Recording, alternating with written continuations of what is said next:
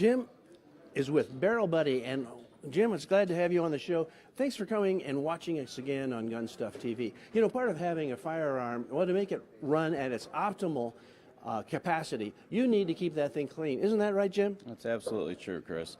So what we've got here, BarrelBuddy, is a replacement for the cleaning patch. So the cleaning patch has been around for, since the caveman days, basically. Well, and, I was wondering why it was so ineffective. Yeah. So, someone started by cutting a patch out of their T-shirt, I think, yeah. And it's never changed. So you've got some different shapes and things like that, but there's still a lot of problems. It's just a lot of hassle. So BarrelBuddy is, instead of putting a square peg in a round hole, we're putting a round peg in a round hole, basically. Well, that makes sense. Yeah. So what it does is it compresses into the bore. So it's a two-part polymer piece. So I'll show you one right here. Oh, wow. And the top part sort of scrubs and picks up particulate, and the rest of it squeezes into the bore. So it has a tight compression going through, and you just push it through with your rod and your jag, and it compresses in the bore, and it cleans the rifling in the bore. Yeah, so that's a big problem for the patch.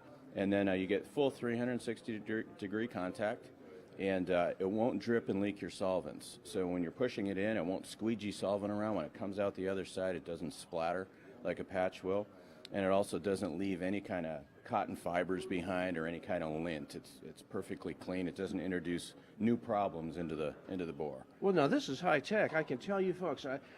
This is really worth checking out because you've got this two layers. So this is like a little more of a scrubby type layer, and then and this compresses and goes into the rifling. A lot of folks don't know inside of that barrel with that rifling. If you don't get that rifling clean, you haven't cleaned it, right? Right, and it affects your accuracy, because that rifling is what keeps the bullet flying straight, basically.